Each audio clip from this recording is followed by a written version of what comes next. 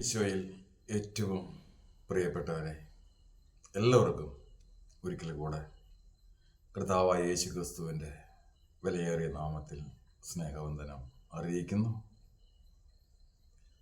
1 ശമൂവേലിൻ്റെ പുസ്തകം 2-ാം അധ്യായം 1-ാം തിരുവചനം. ഹന്ന പ്രാർത്ഥിച്ചു പറഞ്ഞതെന്തെന്നാൽ, എൻ്റെ ഹൃദയം യഹോവയിൽ ആനന്ദിക്കുന്നു. ഹന്ന ദൈവത്തെ മഹത്വപ്പെടുത്തിക്കൊണ്ട് പാടിയ പാട്ടാണിത്. ലൂക്കോസ് എഴുതിയ രക്ഷാസുവിശേഷത്തിലെ 1-ാമത്തെ അധ്യായം 46-ാം തിരുവചനം മുതൽ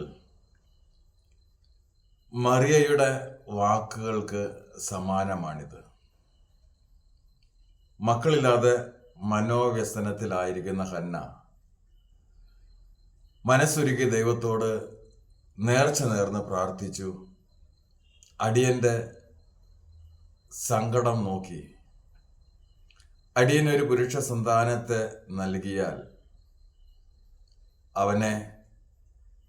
അവന് ജീവപര്യന്തം യഹോവയ്ക്ക് കൊടുക്കാമെന്ന് ഉള്ളുരുകി പ്രാർത്ഥിച്ചു. അവളുടെ പ്രാർത്ഥന ദൈവം കേൾക്കുകയും ചെയ്തു. പ്രിയപ്പെട്ടവരെ, ഭാരത്തോടെ ദുഃഖത്തോടെ ദൈവത്തോട് പ്രാർത്ഥിക്കുന്നുവെങ്കിൽ, അല്ല നിന്റെ പ്രാർത്ഥനയുടെ പിന്നിൽ ഒരു വേദനയുണ്ട് എങ്കിൽ, കരുണയുള്ള കർത്താവ് പ്രാർത്ഥനയ്ക്ക് ഉത്തരം തന്നിരിക്കും. ആമേൻ.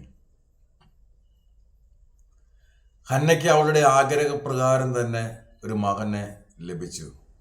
ആനന്ദിക്കണം, സന്തോഷിക്കണം.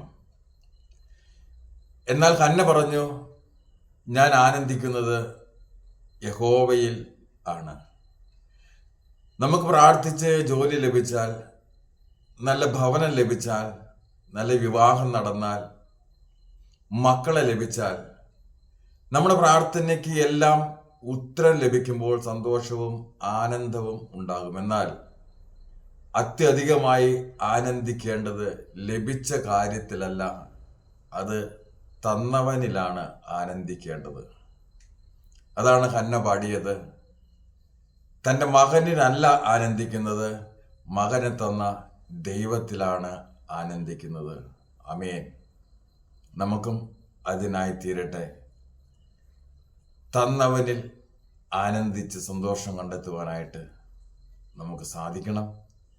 കർത്താവ് എല്ലാവരെയും സമൃദ്ധിയായി അനുഗ്രഹിക്കുമാറാകട്ടെ. ആമേൻ.